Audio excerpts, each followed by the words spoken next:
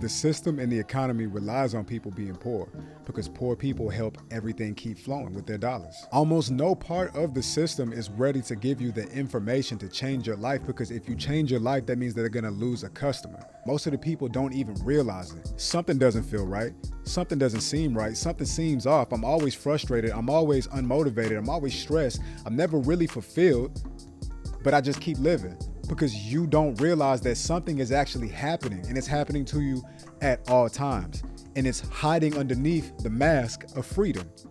A cage can be small, it can be medium sized, it can be large, it can be extra large, it can be extra, extra large. It's still a cage. You think it's normal that your parents are gone majority of the day and you only ever get to see them for maybe at least an hour before it's time to go to bed, and then y'all gotta wake up the next day and start it all over again. You think that's normal because you know how to survive, but nobody taught you how to live. We don't know how to think outside of a 14-day loop. I got paid, I ran out of all my money, I gotta get paid again. For years, people are working jobs where every 14 days is all that matters to them. What is the value of your energy? You're gonna allow somebody to give you $1,000 every 2 weeks after you gave them 40 hours of your time. You know what you could have done with 40 hours of your time? You're not selective enough with your attention. We would hold on to tangible objects before we hold on to the thing that's up here. I would rather fight you on giving you my jewelry than fight you on giving you my attention, because I think the jewelry is more valuable than the power of my attention. And a lot of us don't even question the difference between price and value because we were never asked to. The price of a book might be $25, but the information that's inside of the book, that value helps you change your life. Price is the immediate result, but value is the gift and the blessing that continues to help you after.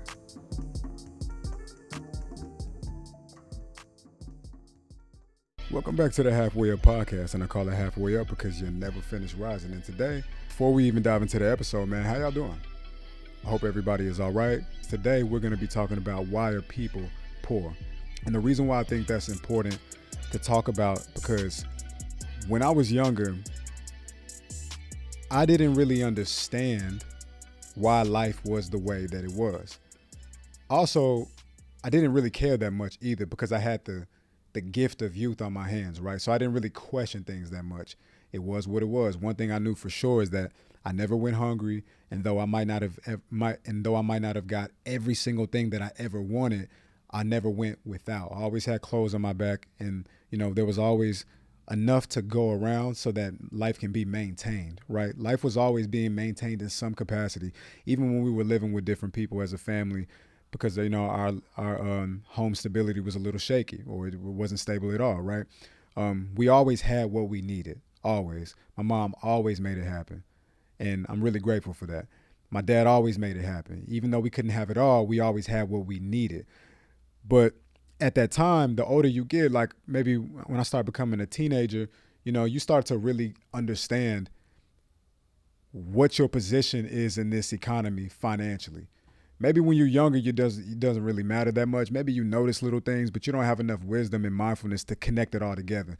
But the older you get, you start to question things, especially when you start listening to music and you start watching movies, because now you start to be able to compare your life to other people's. See, when you're at that age when you're not really watching movies, you're not really listening to music, you don't have anything to compare, because probably everybody that's around you lives in the same economic situation as you do. So you don't see anybody just having way more than you. So your life just looks regular. You're kind of in this bubble of people who are in this financial class, and what they can do, you can do. What their families can do, your family can probably do.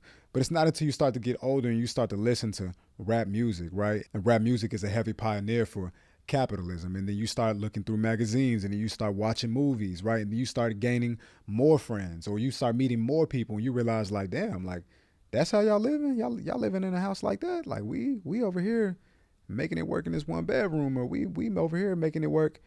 Sometimes, damn, we sleeping on the floor, and y'all doing that.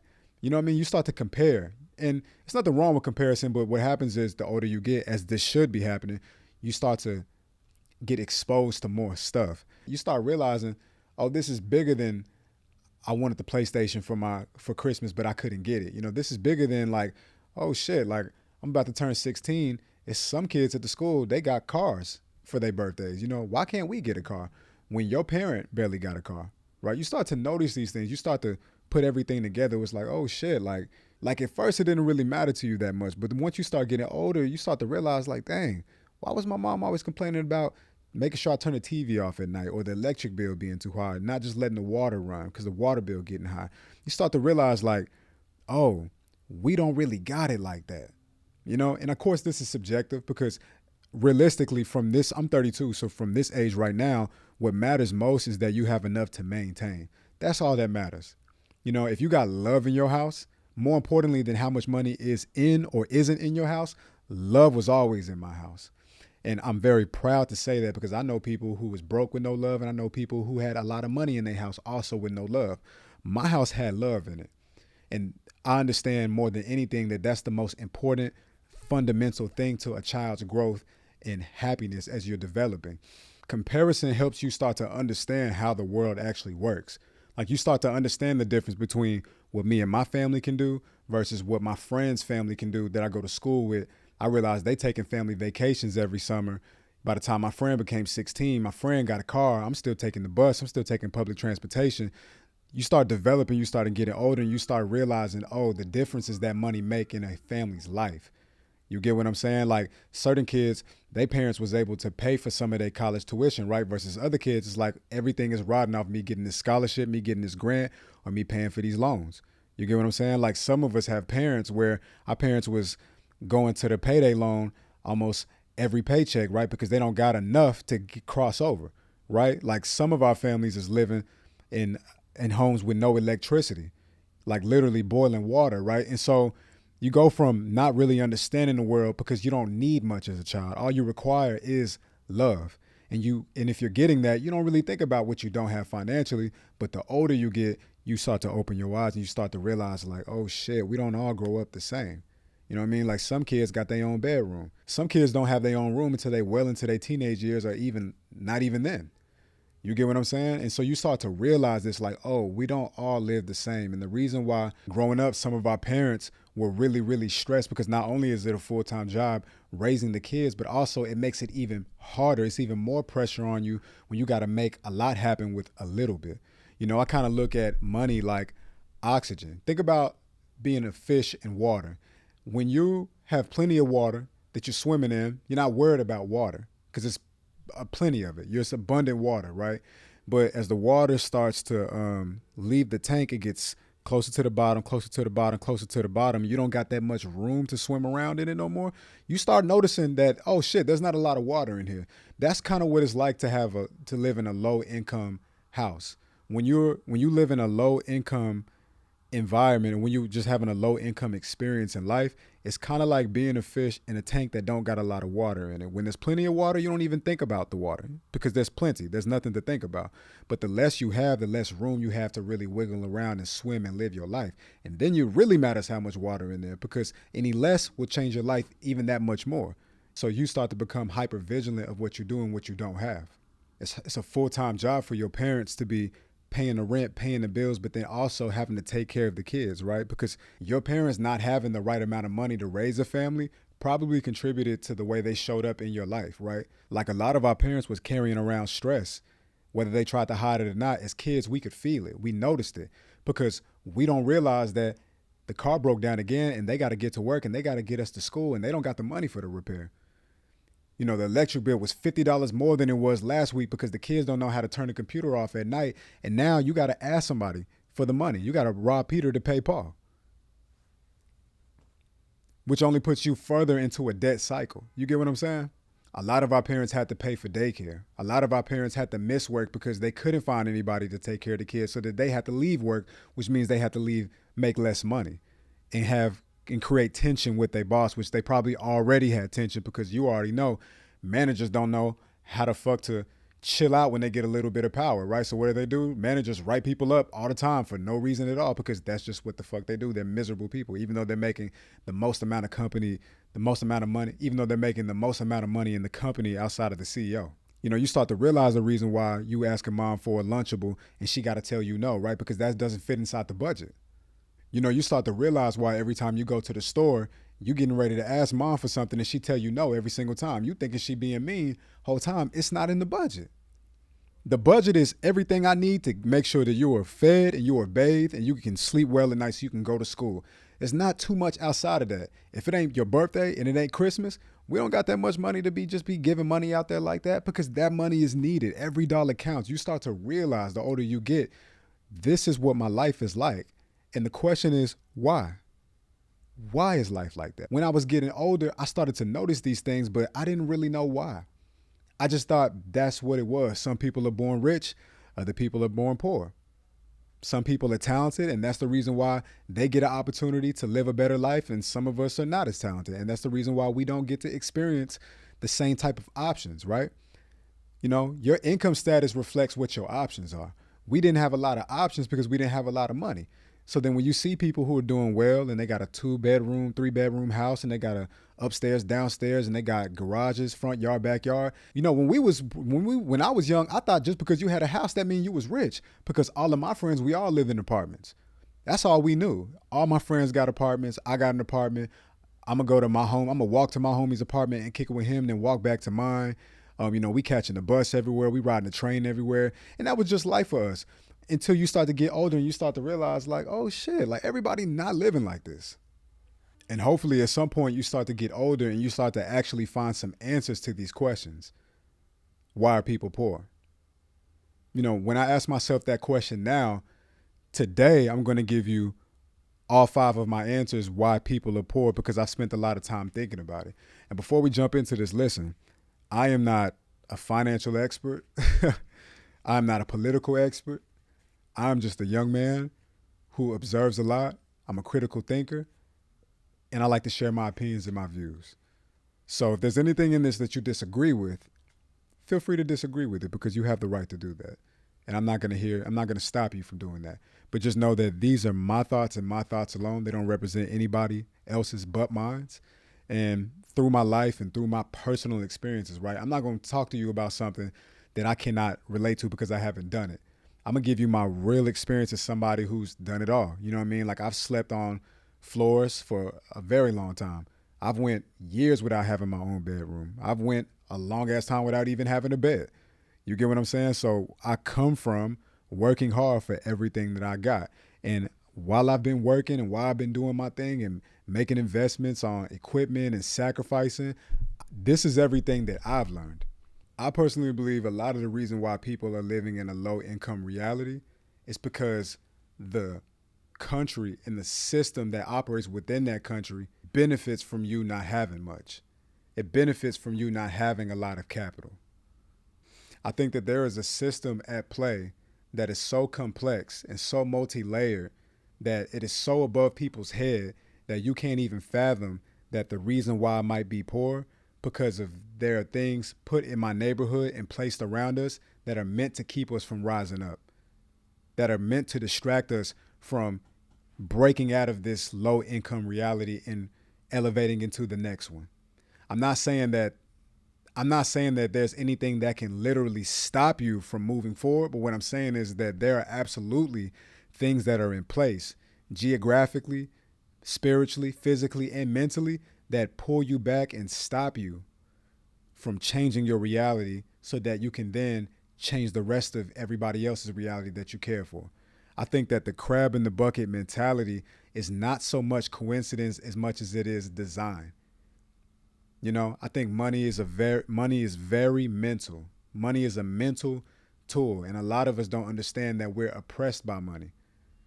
We don't really fully understand the value of money and how money works for us and how money works against us. We don't understand that because we barely even understand ourselves, you know? So this is going to be very philosophical in nature. But I believe that this is the type of conversation that is going to be beneficial to absolutely every single person that's listening, no matter what type of person you are, no matter what you know, no matter what you don't know. There's something in this that's going to be beneficial toward your ascension in life, because I think change starts with awareness, self-awareness. And a lot of these things I'm going to talk about is going to be questioning yourself, why you do what you do, why you don't do what you should do, and why the world around you plays a heavy role in everything that you experience. So let's just get into this, because I feel like I've been talking long enough on the intro. I've been trying to work on making shorter intros because I don't know if I've lost half the people already. Like people probably thinking like, ah, fuck, I'm out of here. I was trying to see what he was saying, but this nigga took too long, right? So we're gonna jump into it. So the first thing that I want to discuss is the reason why people are poor is because the system is designed this way. And what is the system? The system is a society that creates and promotes and supports any and everything that keeps you contained in one spot. The system and the economy relies on people being poor because poor people help everything keep flowing with their dollars. For example, the majority of poor people are the reason why fast food industries can stay in business. Poor people buy the majority of cheap and low quality clothing. Poor people are obviously the biggest market for buying things like lottery tickets. Poor people are always in debt. They're always in need of money, right? So they're always asking for money, always borrowing money that they don't have, and they have no way of realistically paying back. Poor people spend the most amount of money on anything that'll help pacify their issues, right? So we're talking about liquor, we're talking about cigarettes, we're talking about drugs. Almost every single business that's in your neighborhood, the reason why they can stay open because they need poor people. They need people that are barely making it to give them their dollars because the majority of money circulating in the economy come from the people at the bottom. The system is the bank. The system is the school. The system is the court. The system is the hospital. The system is the lack of high-paying jobs. The system is college. The system is debts. The system is loans. The system is the grocery stores. The system is convenience stores. The system is cigarettes. The system is liquor. The system is pornography. The system is everything that you utilize in everyday life that you think is here to benefit you because you can afford to have access to it, that if done wrong, can actually work against you. It's easy to think because you can get you a bank account that the bank is here to help you, but they're really not. It's easy to think because you go to the grocery store and you can buy food that the grocery store is here to help you, but that's questionable. It's easy to think that the schools want the best for you because they're giving you a quote unquote free education, right? Until you consider what it is that they're actually teaching you and most importantly, what they're not teaching you. And then you have to ask yourself, are they even actually setting you up for success in society? It's easy to think that the hospitals are here to help you because that's a place where people go to get better, up until you realize that you have to meet certain qualifications for them to make you actually feel better. And even after they take care of you, they're going to hit you with a bill that's probably so expensive, you're almost never going to ever pay it off. You're probably never going to pay it off because you're too busy focusing on the other things that you got to maintain. It's easy to think that because we live in a society where you got to have money, right, to move around, that once you get a job, that's a good thing. I'm not exactly saying that it's inherently a bad thing, but what I am saying is that they only pay you a small amount of money, just enough to get by. They get so much more money off of your labor than what they compensate your labor for. So when I talk about the system, I'm talking about everything in society that's in place for you to utilize. I believe that people are poor because we don't understand what we think we're getting from this system is not nearly as valuable as what we give to them. But because we don't question these things, we just go along with it because we think this is what life is and this is normal. So we think to ourselves that it's okay to go to the hospital and know that we got to spend a lot of money or sign 100 pieces of paperwork just to make sure I get this bullet hole from stopping from bleeding. We think that that's normal. You know, the system is prison and how we choose to incarcerate people and what we incarcerate people for and for how long. The system is police officers, how they integrate within our neighborhoods and our society and how they choose to deal with us. The system is our teachers. The system is the mayor and the governors and the politicians. All of these things come together in creating our reality and our potential. And most importantly, probably the biggest piece of the system is media. All of these things come together to talk to you. These things are talking to us constantly, whether we know it or not. And a lot of us, we don't realize what these things are saying to us because we're not listening, because we don't know that there's anything to be listening to. More so than anything, as a people, we feel, right? We feel the discomfort. We feel uncomfortable. You know, we feel stressed. We feel frustrated because of the limitations that we experience in every single day. But a lot of us are not necessarily mindful enough to pinpoint what is it exactly that's making me feel this way? And even further than that, why? And is it right? You know, media will make you believe that the reason why you're poor is because you're not working hard enough. But any old person who's 70, 80, 90 years old will tell you working hard is not going to put you into financial freedom. If working hard created financial freedom, so many of us wouldn't even think about money. We wouldn't even sweat a dollar, right? Because we work so hard, we would have generated $1 million by now. If hard work made people rich, then being a millionaire wouldn't be such a special thing because a lot of us would be millionaires. There are people working 12-hour shifts, working overtime in the regular shift, busting their ass, spinning on that wheel, right? But they're not getting any richer. They're just getting a couple more pennies just to keep their head above water. Enough dollars just to say that you technically didn't drown. People are working hard just to get a couple of more pennies so they can say that they didn't drown and they survived to see another day. Not to say that they're comfortably swimming in the ocean, right? They having just enough, they're getting just a couple dollars more enough so that the water doesn't go past their neck. The system doesn't really create a lot of options for people to do more than trade their time for money. And the reason why this happens is because of a lack of information.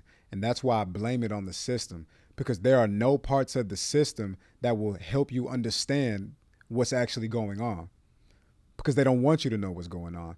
The system benefits from you not knowing anything, because as long as you don't know anything, you're going to continue to do what the system needs and wants you to do, which is just keep making that money. Go out there, get that money, get that paycheck, buy that house, rent that apartment, get that car, buy more clothes, buy more liquor, go to the bar, get that loan, get those credit cards, stay in debt.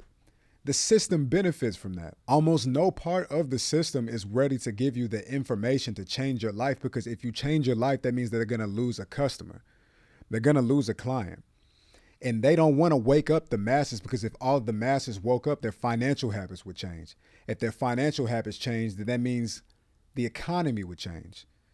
And the people that benefit from the system, they only like the economy changing when it changes in the benefit for them.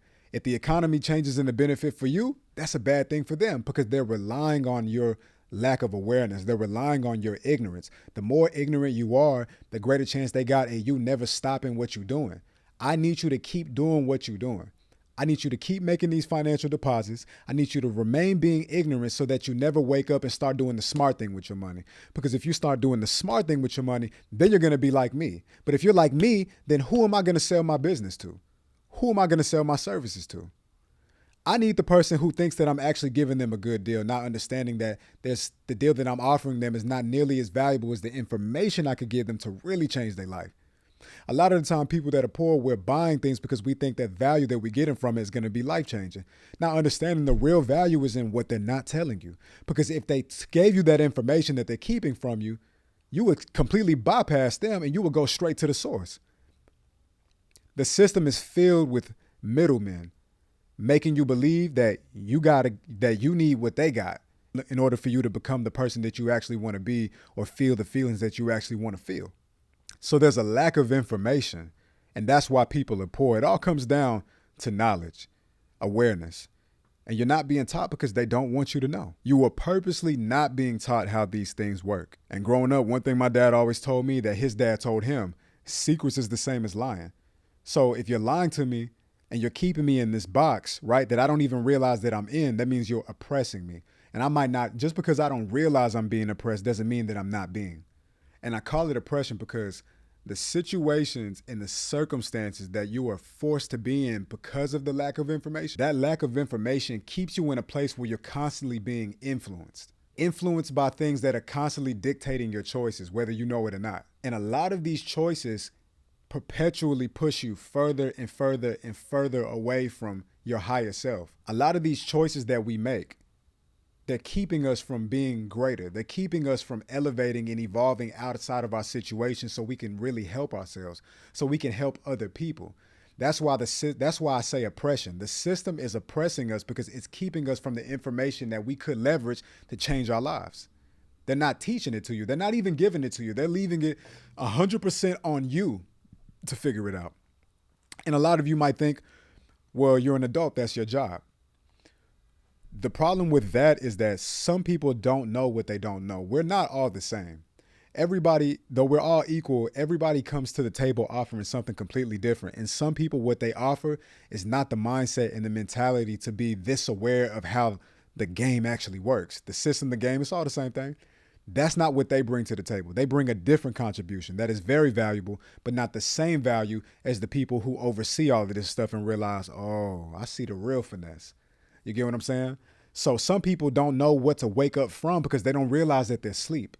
They're not questioning those type of things. They're not challenging those type of things. And you might be that type of person listening to this right now. And if you are, I want to say I'm not better than you because I think about these things in this way. I am not better than you. But it's important for me to have this conversation with you just in case you don't know, because you deserve the opportunity to not be lied to.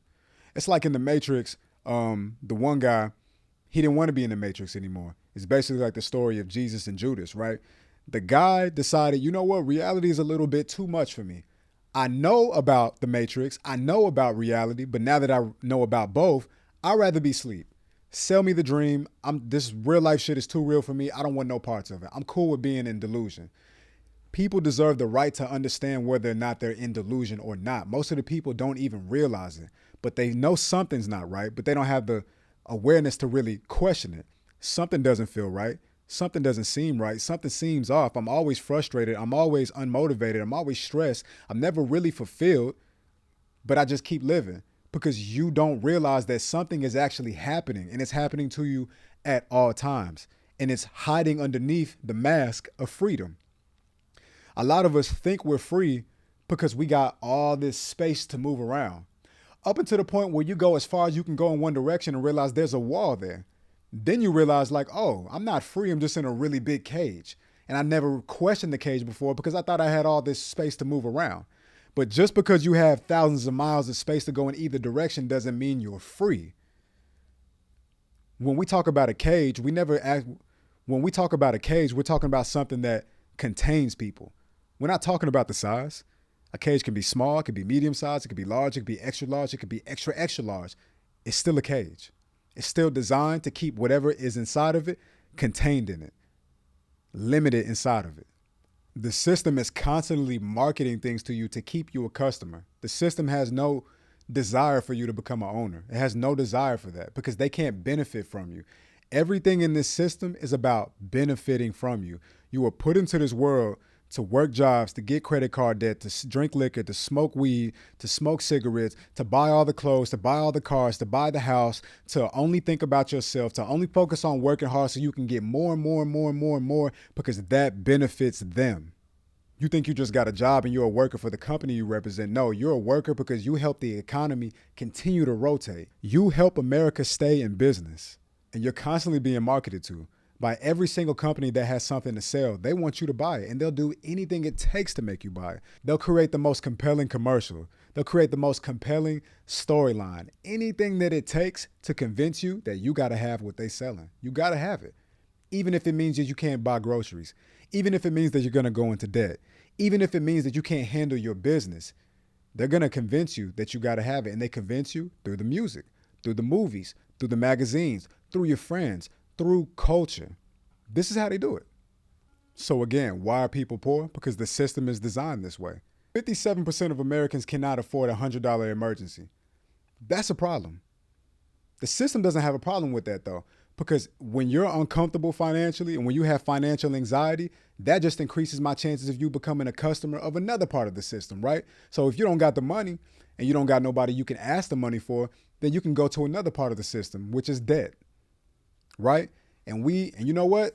And all they want to let you know is that, hey, if you need it, we're here for you. You don't got the money? Come to us. Need a couple dollars to pay that rent?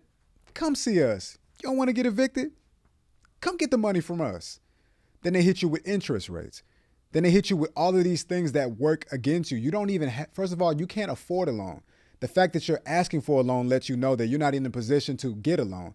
But it's not only that you got to pay the loan back, they're going to charge you extra money for borrowing the loan. An interest rate is people charging you. That's the tax for borrowing money. You get taxed just for borrowing money. So it's not enough that you don't have the money, which is why you went to them to get the money. They're going to tax you double for asking for the money. The system is your bank account giving you a withdrawal fee when you clearly don't got the money. That's stupid. They're going to hit you with the fee, take money from the account when there's no money in the account, and now you're in the negative. So you're worse than being broke. You're in debt. That's part of the system. And we don't question these things, right? We just go with it because we feel like, well, this is the way it works. And to a degree, yes, you're right. This is how it works. We didn't ask for this system. We were given this system and we're just participants in it. But I need you to understand that all of these things are designed to keep you small and contained. The second thing that I want to talk about are why are people poor, because you think being broke is normal. You think it's normal that your parents are gone majority of the day and you only ever get to see them for maybe at least an hour before it's time to go to bed, and then y'all got to wake up the next day and start it all over again. You think that's normal. You think it's normal that we live in a society where a parent can't spend adequate time with their kid because they got to make money to provide for their kid. So they have to actually give their kid to school and to daycare just so they can continue to sustain and provide for their child. You think that that's normal. You think it's normal because when you look around, everybody goes through this. All of my friends are living like this. My dad lived like this. My dad's dad lived like this. My mom lived like this. All her sisters live like this. You think it's normal because everybody is experiencing the same reality. You think it's normal because you think it's normal because when you look to your left and your right, all you see is people experiencing a very similar reality. The closest thing we get to seeing people fight to change their reality is working harder, picking up an extra shift, taking more overtime. And because people are staying at their job more and more and more, we think that's what it takes to change your reality. Them little extra pennies they giving you for working overtime, that ain't gonna change your life. That ain't gonna help you get no real money so that you can really make things happen for yourself.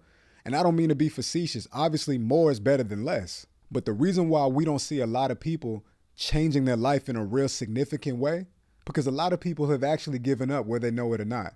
And they've grown comfortable with the idea of this is what it is. And once you start feeling like never having enough and living in a constant state of lack is normal, you stop fighting to live better to change it.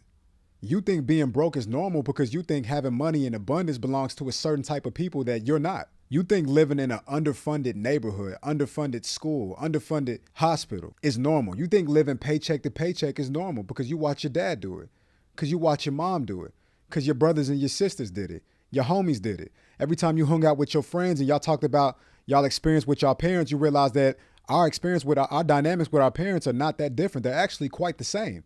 Why was your parent whooping on you all the time? Because they were stressed out of their mind. And because they didn't have the proper knowledge, they didn't have the self-awareness to realize that I'm not frustrated with you. I'm frustrated with this system that I'm living in. And I'm mad that I have children in this earth that I'm responsible for and they need me and I can't do more for them. And because the stress is creating a sickness in my mind and in my mentality, I punish you physically. Because the stress is getting to me and I ain't no therapist and we're not going to therapy. Also part of the system. Therapy didn't get cool till just now. Until this generation. Up until this generation, therapy was a white people thing. Wasn't no black people going to no therapy. But why is that? Why wasn't black people going to see a therapist? Why did we think therapy wasn't something that we could have access to? Because we didn't think mental health. We didn't know what mental health was. These are words that just became popular and charged within this lifetime. I'm talking about within my generation. I was born in 1993. Mental health and therapy wasn't a world-renowned thing until this generation got it popping. Until it got popping in this era. Wasn't no mental health. The closest thing poor people had to mental health was going to church. Mental health to poor people is sexing the pain away. Mental health to poor people is drinking the pain away. Mental health to poor people is gambling the pain away. Mental health to poor people is buying the pain away. It's spending the pain away. Mental health to poor people has always been escapism. Not what I can do to actually fix the problem. Not what I can do to actually heal it. Nah, I ain't trying to heal it. What does healing mean? I gotta fix. What does healing mean? I don't know how to heal through it. I can't afford healing. Actually, healing through the problem is actually too expensive. I don't know how to heal through it, but I can escape from it though with this cigarette. I can escape from it with this vodka. I can escape from it with this Hennessy. I can escape from it from this person I don't actually love, but they make me feel good for the time being. They help me stop thinking about my problems. You think not being able to afford your groceries is normal. You think not having enough money from your first paycheck to help you get to the second one is normal. You think never seeing your parents because they got to work all day is normal. But the reason why you think it's normal because you do not see the invisible hands that are working against you. You don't see the invisible hands that have their hands on you and they're purposely keeping you down. And the invisible hands is the system. You don't see that you're stuck in a routine and the routine is keeping you in a cycle. It's keeping you in a feedback loop. The food that you're eating is keeping you in a cycle. The things that you choose to watch on TV is keeping you in a cycle. The lack of education is keeping you in a cycle. The amount of money you make at your job is keeping you in a cycle. The lack of opportunities for jobs, the gatekeeping of jobs is keeping you in a cycle. The credit card debt is keeping you in a cycle. The liquor that you're drinking is keeping you in a cycle. The porn that you're watching is keeping you in a cycle. Your lust is keeping you in a cycle. And we don't realize it because we look at all of these things like it's harmless. The food that I eat, there's nothing wrong with a little bit of McDonald's. Yeah, I'm fucking on this girl, da-da-da-da-da, but ain't nothing wrong with that. Yeah, I got my little job, I pay for my little Cadillac and I pay my little apartment, I got my rent and I'm maintaining. Ain't nothing wrong with that. We stuck in a cycle of things that seem harmless. But in actuality, because we overconsume these things, they pull us back from moving forward. They keep us from actually taking steps to literal freedom, to what freedom actually is. They keep us from that because we're overindulging in these things, and we overindulge these things because there are not that many other options.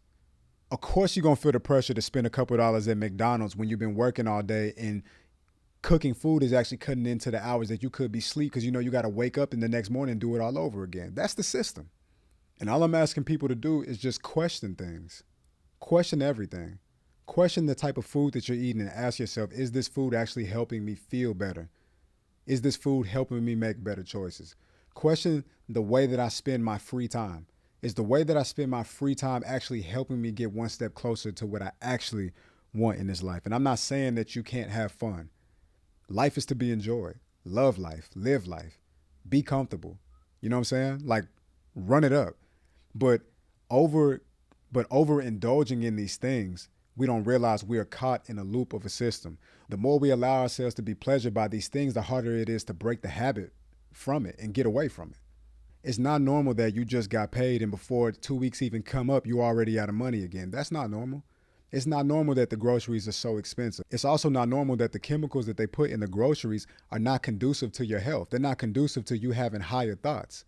It's not normal that in the past 6 months you haven't had a decent night of sleep because you work so much. By the time you get off, you feel like this is the only time that I've had to myself in 7-8 hours. And so now I need to spend the next 3 or 4 hours cutting into my sleep time, binging, watching TV, eating bad food, right? Because you're just trying to numb yourself just to get through the day, just to get through the night so you can wake up and you got to start it all over again. That's not normal.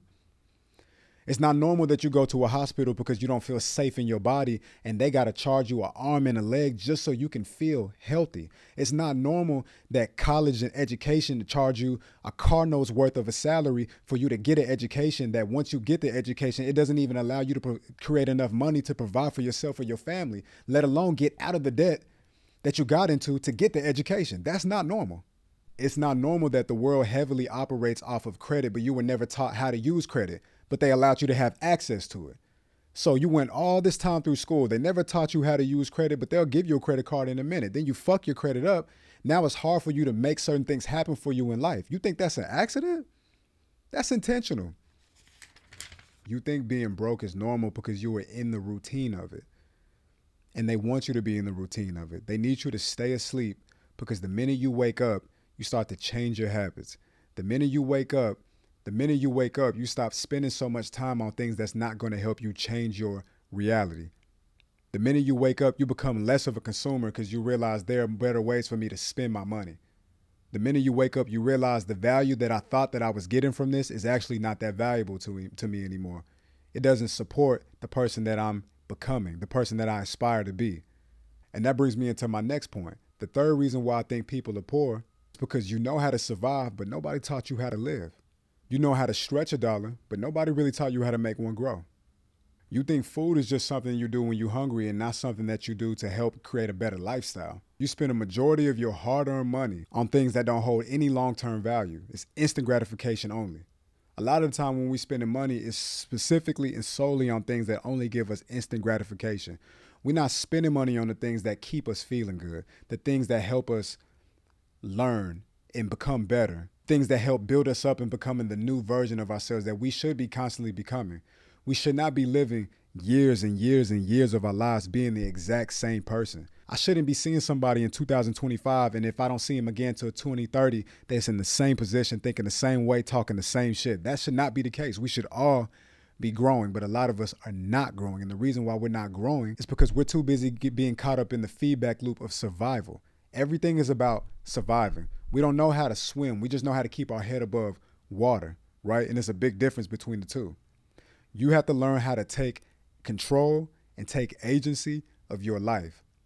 Surviving is just being satisfied enough to have enough money to make sure you don't starve to death. Surviving is just making sure I got enough money to pay my rent, regardless of the fact that this is not the house that I really would love to be in. Surviving is only spending money on things that bring you instant gratification, but never spending money on things that actually bring you skills, things that actually bring you core memories. Spending money on things that numb you for the moment, that might help you distract you from whatever it is that you're dealing with in the moment, but they don't help you get one step closer to getting yourself out of that situation. They don't help you get one step closer to actually changing your reality. That's what surviving is. Surviving is trying to plug the leak in the boat without actually fixing it. Surviving is only thinking about your life in days and not thinking in years, right? Because you can't see past the day. We're living in these 2-week intervals where we can only plan based off the amount of money that we got for 2 weeks.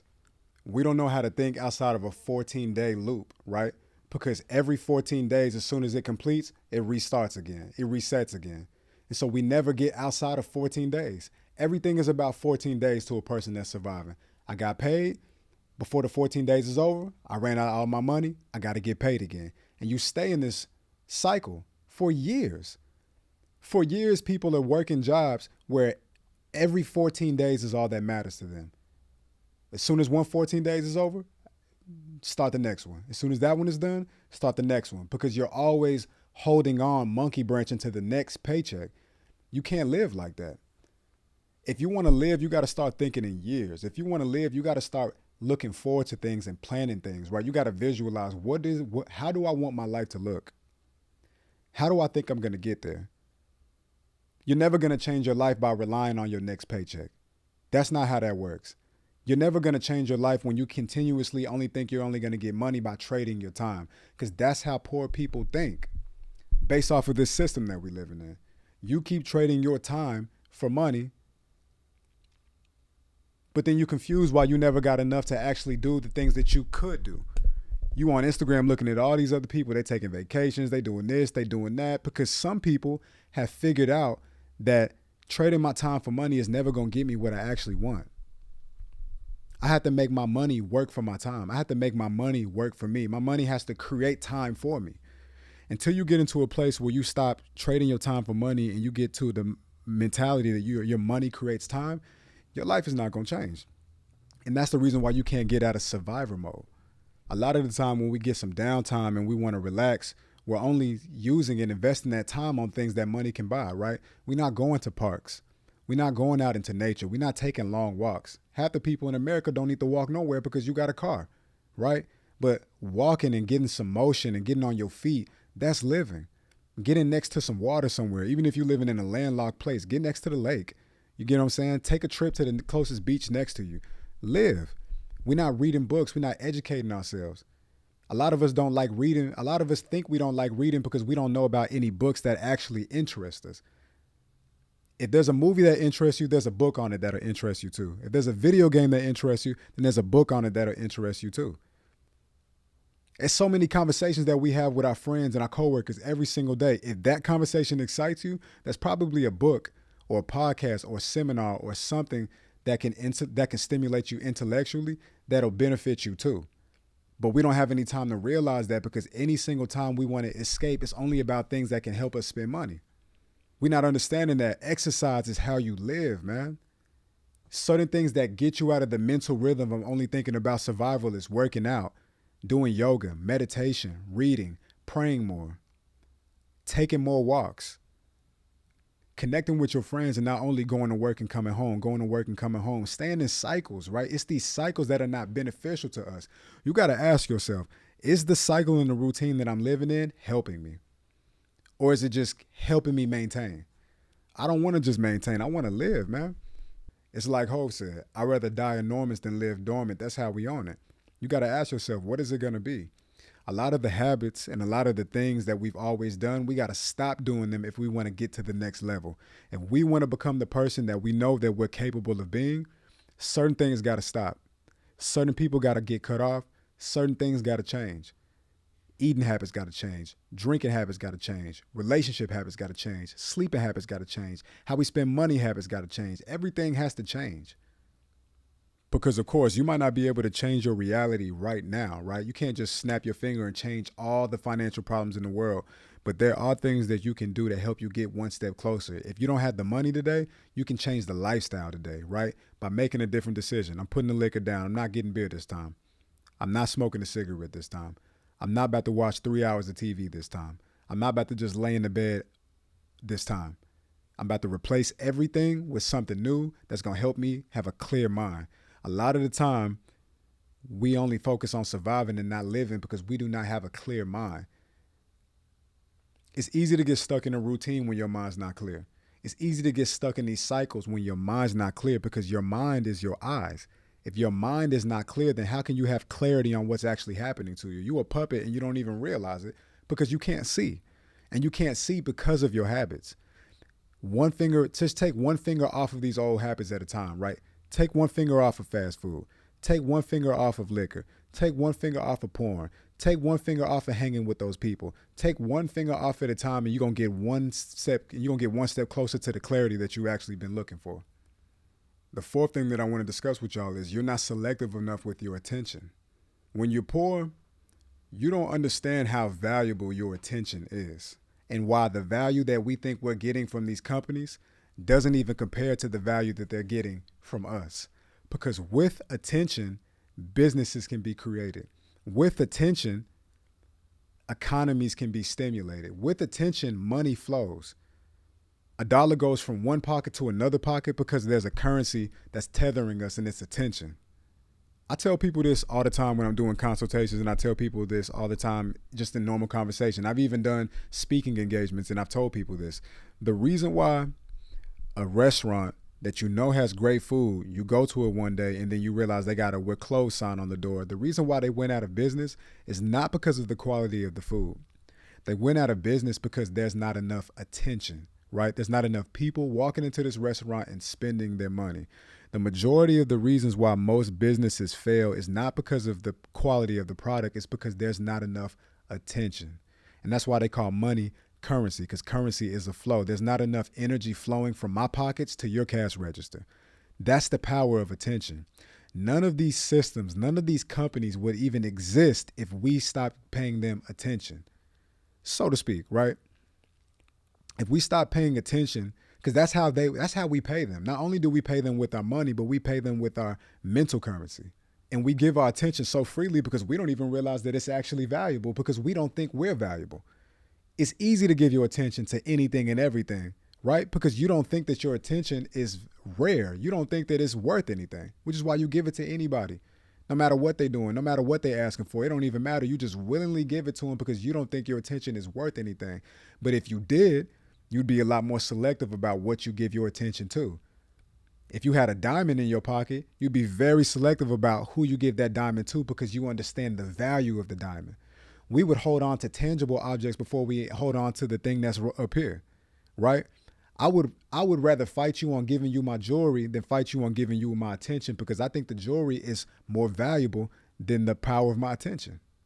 Before anything changes in your life in a positive way, before you can have any positive development and progress in your life, that progress first starts with what you're willing to do with your attention. Because like I told you a second ago, your attention is your currency. Your attention is your money. If you broke, you can pay attention.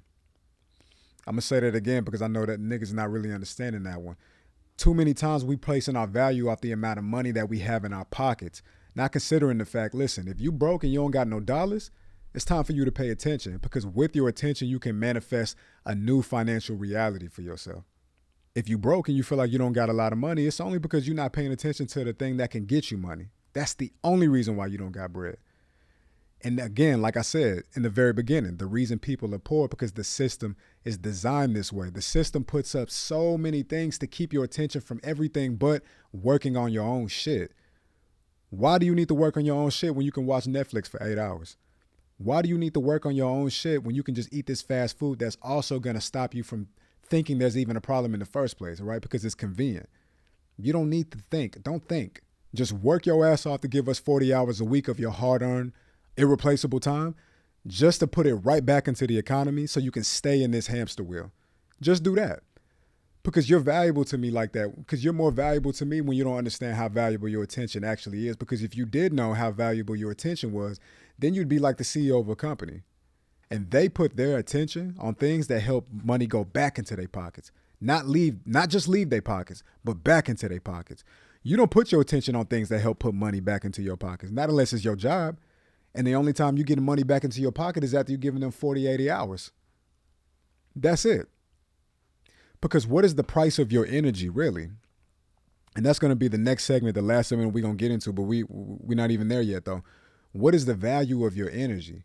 You're going to allow somebody to give you $1,000 every 2 weeks after you gave them 40 hours of your time. You know what you could have done with 40 hours of your time if you put your attention to building a business? If you put your attention to creating another reality for yourself, creating your own system, not being a victim of the system that you can escape, and then creating a system that'll help uplift you, to free you mentally, physically, spiritually, emotionally, financially. You can create your own system, but you're too distracted because you're watching porn and you fucking doing everything but what it takes to make a difference. I understand your life is hard. I'm not saying that you can't watch Netflix. I'm not saying that you can't do the things that you do in your leisure time that are fun to you. I'm not judging you, and I'm not saying you can't do it. But what I'm saying is there has to be a balance, right? You cannot want escapism more than you want actual freedom. I need you to look at your attention like a door. Anything you give attention to, you allow to have access to you. It's like in the movies with vampires and shit. The vampire cannot come into your home until you give it permission first. What vampires are you giving permission to take away from you? Because it can't come into the door until you give it permission. You get what I'm saying? So a lot of us, we're inviting things into our life that only hurt us, that only distract us and keep us from leveling up and elevating and evolving and progressing. We invite the very thing in our life that stop us from getting there because we think what we're getting from it is more valuable than the thing that we're giving in exchange, when it's not. You think the value of a McDonald's hamburger is more valuable than the money that you're exchanging to them, when it's really not. That same amount of money could have went to you getting some Whole Foods. You could be in the kitchen whipping it up, figuring out how you can make a decent meal for your girlfriend, but instead you eating Chinese food for the 4th time this month when you could have saved half that money, bought groceries, and extended the price. You could have extended those groceries way longer. You could have extended those groceries for several days versus you spending that same amount of money on this one meal. And as soon as you're done with it, you're going to have the same problem again. You're hungry. So now you got to buy food again. Anything that we give attention to is a door, and we get to choose what we allow to have access to us, not the other way around. We could talk all day about the system and the enemy and the government is out to get us, but what are you willing to do about your free will? I know that life is not perfect. I know that there are things that are against you. That's why we having this whole episode, this conversation right now. But sometimes you can't look at life for what it is, and you got to look at life for what it is, right? What can I do with the power of my mind today? With the power of my mind, I could change my reality if I wanted to. It might not be today, might not be tomorrow, but it'll be sometime. I would rather know that it took me 7 years to change my life versus live 7 years without ever having to have tried to change my life, and now I'm feeling uncomfortable about it. Because 7 years going to go by for two people. At the end of 7 years for the hustler, his life going to be different. For 7 years for the person who lazy, his life going to be the same, and he's still going to be uncomfortable. He's still going to be unhappy. One person going to have changed their life. The other person still going to be living in the same one. A big majority of our attention is being traded on social media, and we all guilty of it. I'm guilty of that motherfucker. Sometimes I open up Instagram. Let me see if I got some new notifications. I ain't even get a notification, but I'm checking it just in case, right? So much time and energy is going to these apps. But what are these apps really doing for us, though? The value that we give to the apps, right? We trade our data. We trade our attention. And the apps get so much. We think the value that we get from the app is similar to the value that we given to it. And it's not true, bro. With the attention that we give these apps and the data that they get from us, they continue to make and generate more dollars, millions of dollars. These people are growing tech companies where they're changing the world, influencing elections, rigging, changing our realities, influencing the system as we know it, and we don't have no say-so in it. We could, though. We could, but we too busy changing our time, but we too busy trading our attention for jokes and 60-second reels. And I'm not saying there's anything wrong with that, because I'm also a content creator, right? I also put my stuff out there so that people can engage into it and so that I can continue to gain and build my brand. But what I'm saying is that everything is about moderation. Attention builds or destroys things. And the question that I want you to ask yourself is, what is your attention doing for you? Is it building the reality that you want, or is it destroying your chance of ever experiencing it? because we only got so much time on this earth. I feel like I say this all the time on this podcast, and I don't say it to scare anybody or to make anybody nervous or anxious, but it is to say, yo, wake the fuck up, man. Wake the fuck up and realize that your attention is the key that you're looking for. It's not about somebody coming to save you. You can save yourself. Would it be nice to have a little help? Absolutely. Would it be nice to have somebody come down and throw you a rope to climb? Absolutely. But in the event that that doesn't happen, the one thing that you can do is pay attention. You can be broke financially. You don't have to be broke mentally. You can be broke financially. You don't have to be broke spiritually. Paying attention to the right thing that's what's going to give you the freedom. That's what's going to give you access to the type of life that you actually want to live. Or you can just keep trading your time like you've been doing. And like I said, it's all about moderation, right? But too many times we're too busy escaping our reality when we need to be trying to recreate it. The people that we paying all these dollars to, they know the value of their attention. Mark Zuckerberg know the value of his attention. Jeff Bezos knows the value of his attention. Elon Musk knows the value of his attention. All these people who seemingly at the top, they know the value of their attention, which is why they build companies. They know how to make a lot of money. Now, I'm not saying they all did it ethically, and I'm not saying they all did it with a clean conscience, but the premise of it is that if you want to build something, it start with your attention first. And that's something that nobody can take from you. Unless you're a brain dead person on an operating table, your attention is the key to the life that you claim that you want to live. And I got to say claim, because a lot of us say we want things, but we not ready to take the first step to actually make sure that it gets done. The average person spends a minimum of 2 hours on social media. The average person gets about 146 notifications a day. So that's like one notification every 10 minutes based off of what research says. Research says that we check our phones at least 100 times a day. Imagine if you did anything positive 100 times a day. Imagine if you read your Bible as many times as you checked your phone. The reason why a lot of people are poor because you are not selective enough with your attention. It all starts with the attention. And the fifth thing that I want to discuss with y'all about why people are poor, you don't understand the difference between price and value. Because you don't know the value of your energy, that is why you trade it for so little money. See, when we're talking about price, the price is just to pay to play. The price is just the cover charge at the door to get in the room. But the value is the lasting impression and the lasting effect of what comes from the price. But the value is the lasting impression that comes from the price. So you can understand that you could spend $3 for a cheap meal, but the value of it, you might not be hungry anymore, but does it help you think better thoughts so you can do better things? That's the value of it, right? So you might actually be losing value. You might not be hungry anymore, but it's not helping you get one step. Food is supposed to do more than just keep you from being hungry. Food is supposed to help energize you so you can do more creative things, right? So you might pay for a college education, but is the value that you're going to get from that degree going to change your life for years and years to come? Because that's how you determine the value. And a lot of us don't even question the difference between price and value because we were never asked to. We don't know the value of our energy, and that's why we traded for so little money at these jobs. Because we don't understand that price is the immediate result, but value is the gift and the blessing that continues to help you after. The price of a book might be $25, but the information that's inside of the book, that value helps you change your life. It helps you make better decisions. It helps you become a better person, right? The value way higher than just the $25 that you spent for the book. I'm doing these consultations right now, right? And one of the things that I tell people is that the value that you get from the price that I'm charging you doesn't even equate. You get so much value from the small price that I'm charging you, because once you pay this small amount of money to get this information from me, with this information, you can make what you paid 50 times over.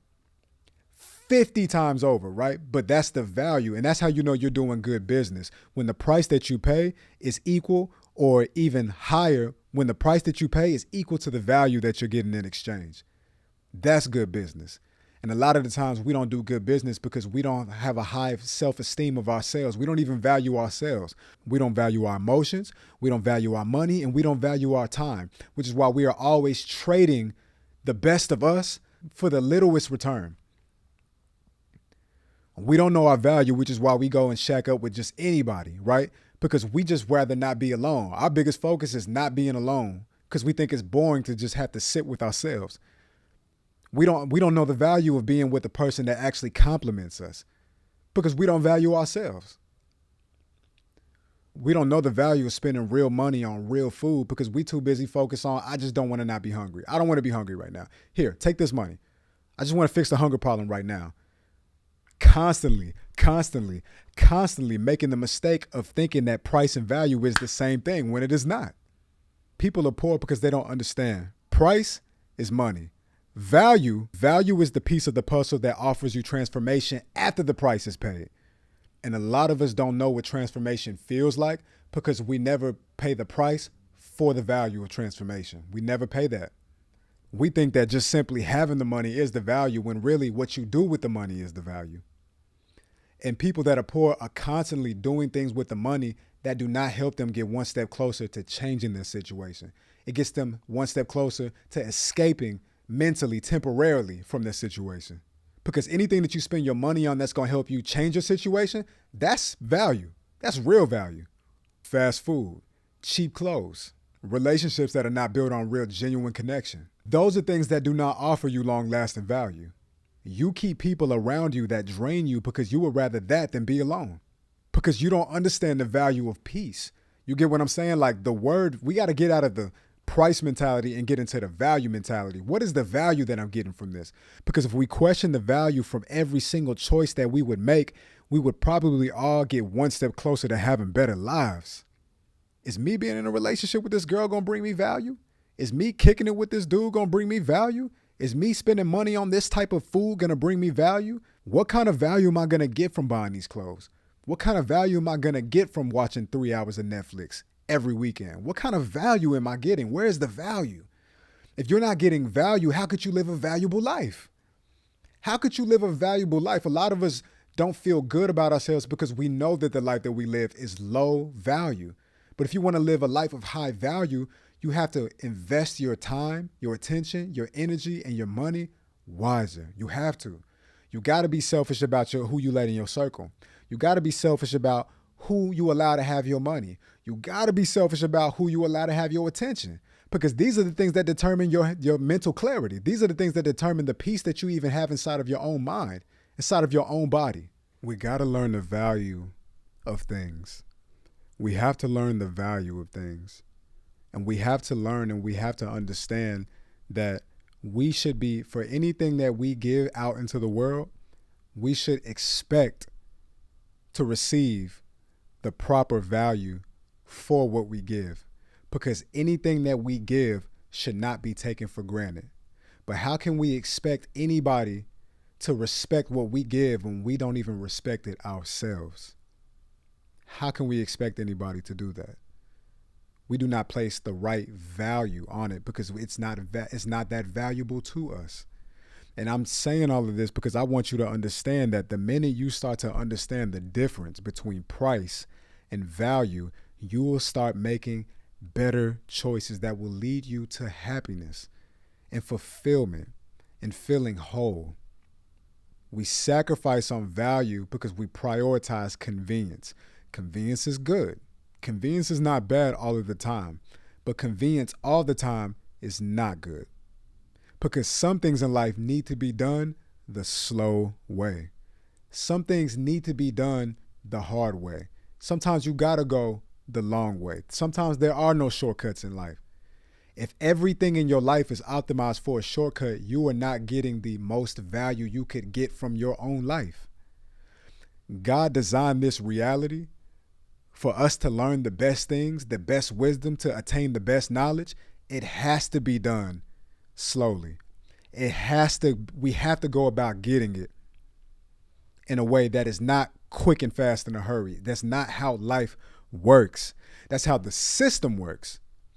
Most of the time, man, when people are offering convenience, you got to double check it because it's probably a trap.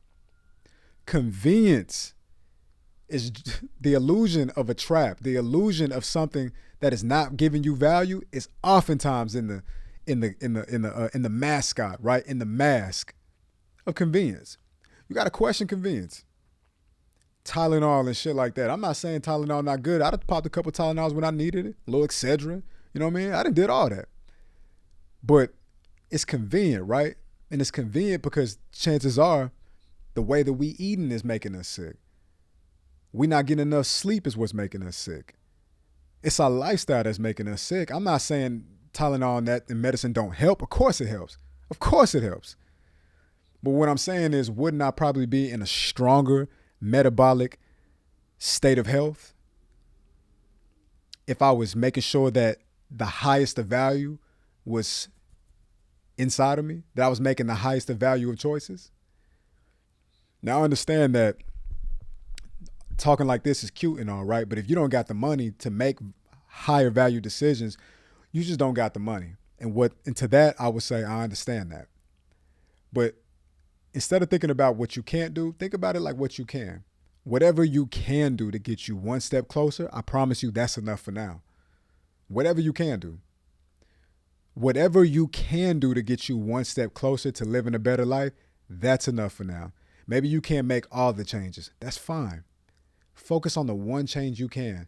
And I don't care if the one change you can is smoking one less cigarette, drinking less beer, going to sleep on time, reading a book actually, listening to a TED Talk, maybe getting around some friends and really talking to a therapist, taking longer walks, whatever it is. Just take one step at a time. Like I was saying earlier, take your finger off one thing at a time, and every finger you take off, you're going to get that much more clarity. 10% more clarity with every finger. And that's it. That's the episode. Those are the things that I want to talk about with you guys. This is why I think people are poor. And when I say poor, I don't just mean financially. I mean poor spiritually. I mean poor mentally. I mean poor emotionally. The reason why people are poor is because we don't understand. And even when you do understand, it doesn't mean that you're perfect. I make mistakes all the time. And I'm going to keep making them. But I know there's certain things, I'm getting better at making less of these mistakes. And one thing I can definitely tell you, as a 32-year-old, I'm not making the mistakes I was making as a 22-year-old. And I'm not supposed to. I'm supposed to be getting better with time. I'm going to have a son one day. I'm going to have a daughter one day. One day I'm going to be married. I'm going to have a wife. These people, they're going to look to me. They're going to look to me to lead them the right way. How can I lead them the right way when I'm doing a bad job at leading myself? How can I lead my wife and be a leader of my household and give my family and the people that I love provision so that they can live a better life when I don't know how to live a better life? When I don't know how to live a better life. This shit, especially if you're a man, as men and women, we need each other. We cannot be the best version of ourselves for our partner until we learn how to be the best version of ourselves for us. It starts with us. And we have to stop being comfortable with being poor. And it's not easy, but are you capable of it? Absolutely. Do you have what it takes? 100%. Can they stop you? No, they cannot. They can't stop you. The system might have their hands in a lot of things, but the one thing they don't got their hand on is the spirit that exists inside this frame we call a body. That's yours. See, the system, they clever. They real crafty. They figured out how to manipulate a lot of things, but they haven't changed you yet. They can. They can help influence your change, but you got to allow them to do that. You have to allow them to do that. And some of us allow the system to do that because we're just not awake yet. And so you're not to blame for that. But eventually we would hope that we gain an awareness. And I hope that through a podcast episode like this, that it helps you, open your eye, keep your eye open on just one thing, just start one step at a time. That's all I'm asking. And I made this episode because I love y'all. And I want people to constantly be thinking about yourself, auditing yourself, questioning yourself. Just think about yourself. You get what I'm saying? Just think. Just think. Just think. I just want you to think. And with that being said, man, that's it. Why are people poor? I hope you enjoyed it. I hope it brought value to you. If it did, please leave me a rating, leave me a review. If you liked it, if you have any questions, send me a message, man. Come holler at me on Instagram. Let's talk about it. Let's get into community about this. Before I get out of here, I am doing content consultations with people. My goal is to help people take your idea and make it come to life a lot faster. A lot of the time people are not lazy, right? They're just overwhelmed and they're stressed and they don't know how to start. I want to help you learn how to start. I want to hear what your idea is, and I want to tell you what I think you can do to make that actually happen and make it happen faster, so you're not spending more time than you need to spending without actually getting anything done. I've been having consultations. They've been great. I've done over 10 of them. I'm really enjoying it. It's fun. I say that they're 30 minutes, right? I'm charging people, but I say, yo, let's talk for 30 minutes. Every single one of them has been longer than 30 minutes because we start having fun. We just get so deep into these concepts, and we get deep into what it is that they want and what their dreams and what their aspirations is. And you start to realize, yo, so many people have great ideas. They're just not executing on them. I would like to have a consultation with you so that I can help you figure out what's the best way to execute your dream. That's it. That's all. So if you're interested in that, holla at me, man. Let me know. Would love to talk to you. I'm still taking clients. And yeah, that's it. Before we get out of here, man, I want to pray for y'all. Y'all, please pray for me. I'm doing something real big in January. Taking a big risk in January. I can't tell you what it is about. I can't tell you what it's about just yet. I can't tell you. It's a little too personal. You know what I'm saying? It might be something I put on Patreon, but I got some shit going on in my life, and I'm about to make some changes, and just pray for your boy, man, because I'm about to go on a mission that I might not be successful at. But me just being the type of person that I am, I still got to try because I don't feel comfortable with the idea of what if. You get what I'm saying? I know that's mad, ambiguous, and evasive, and maybe some of y'all know. Some of the people who support the show, we've had these conversations because we talk behind the scenes and shit. We cool like that, But anyway, let me pray for y'all. Heavenly Father, thank you so much for this day. Thank you for allowing us to have breath in our body and to be alive. The people that are listening right now, I don't know what they're going through. I don't know what they're challenged by. I don't know what it is that they're experiencing, what's keeping them up at night, what's causing them feelings of uncomfortableness, what's making them stressed, what's making them frustrated. But Lord, I ask you that you will order our footsteps through it. And I say order our footsteps because even when we are walking and we feel like we don't know where we're going, you know where we're going.